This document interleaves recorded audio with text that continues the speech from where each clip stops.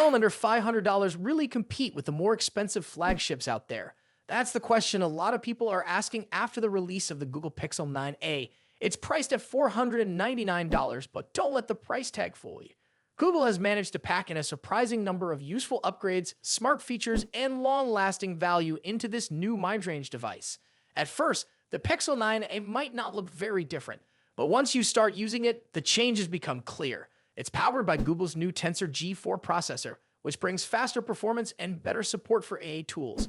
The phone also supports features like Gemini Nano, allowing users to get more done with built-in smart tools that don't rely on an internet connection. While many brands chase after high numbers and flashy designs, Google is keeping things simple and useful. The Pixel 9a focuses on real performance, regular software updates, and AI-powered features that actually make a difference in everyday use. Even though the price is the same as last year's Pixel 8a, you're getting more this time. One of the biggest updates is the new 6.3-inch actual puddle LED display.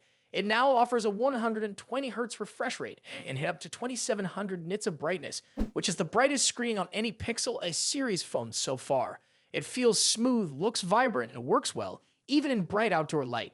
The design also saw a few changes. Google has moved to a flat back with a matte finish, which gives the phone a cleaner, more modern look. The camera bar that used to stick out is now gone, making the phone sit flat on surfaces. This small change actually makes a big difference in day-to-day use. Speaking of cameras, the main lens on the Pixel 9 and now has 48MP. While that might seem like a step down from the 64MP on the Pixel 8a, a new sensor supports macro focus, which allows you to take super close-up photos that are clear and full of detail. This gives the phone a bit more flexibility, especially for people who like getting creative with their shots. In terms of performance, the Pixel 9a holds its own. With 8GB of RAM and the new Tensor chip, everything from gaming to multitasking feels snappy. You also get access to some of Google's newest tools, like Best Take, AdMe, and Pixel Studio. These features make photo editing and content creation easier and faster. One missing feature is the new Pixel Screenshots app, which isn't yet available on this model. It's a small letdown, but not a deal breaker. Battery life is another area where the Pixel 9a shines. It comes with a 5100 mAh battery, the largest in any Pixel so far. That means you can expect longer screen time, even with heavy use. It supports both wireless charging and Google's version of fast-wired charging, although it's not as fast as some other brands. The AI experience is where the Pixel 9 really stands out from other phones in its price range. Gemini Live is included, which means you can interact with the assistant while using your camera or screen, and you don't need a Gemini Advanced subscription to use it. That's something you won't find on many midrange phones. Compared to rivals like the iPhone 16e or the upcoming Galaxy A56 5G, the Pixel 9a holds a strong position. Is Samsung about to launch its most powerful foldable phone yet? The Galaxy Z Fold 7 is on the way, and thanks to a new benchmark leak, we now have a better idea of what to expect from the US version.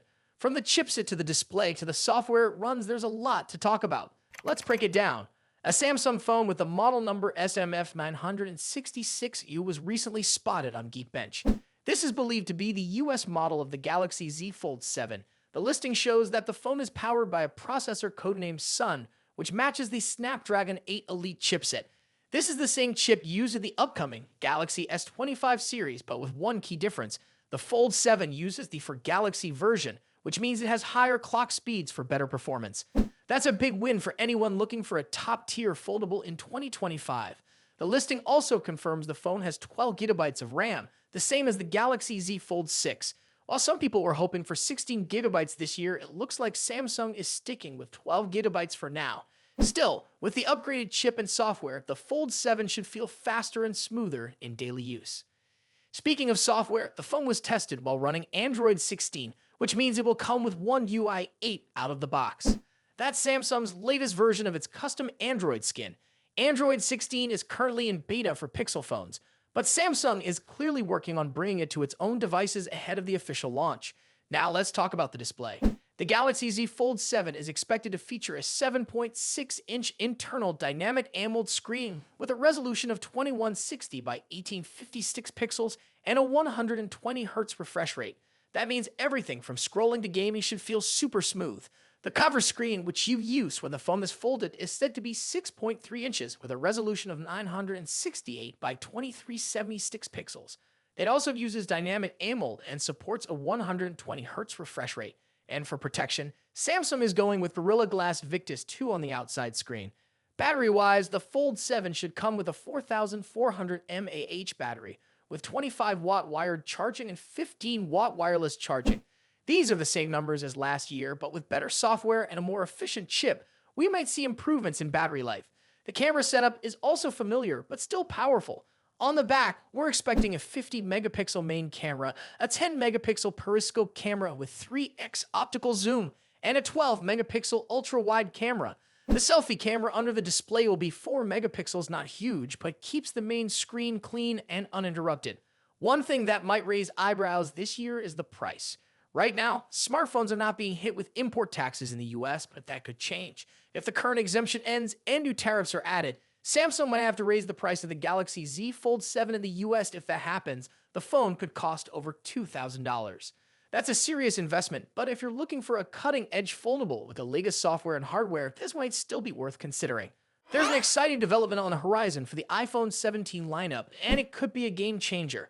Apple might be pushing the boundaries of chip technology with the potential inclusion of a 2-in-chip in some of the iPhone 17 models, which would significantly boost performance compared to the previous generation.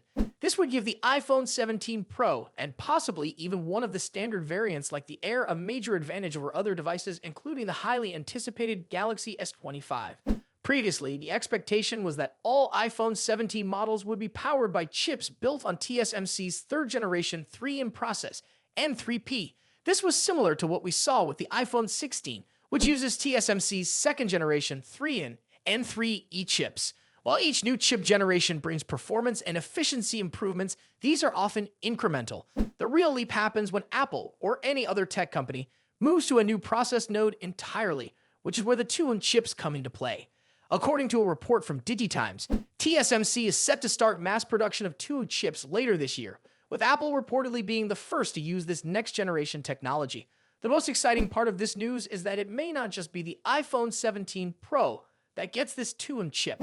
Rumors suggest that one of the standard iPhone 17 variants, likely the Air model, could also feature this advanced technology. However, production of these 2-in chips is expected to be limited, meaning the base iPhone 17 will likely still rely on the 3-in chips due to supply constraints. The 2-in chips are said to be a huge step forward, with claims that they offer up to 15% faster speeds and a 30% increase in power efficiency compared to 3-in chips.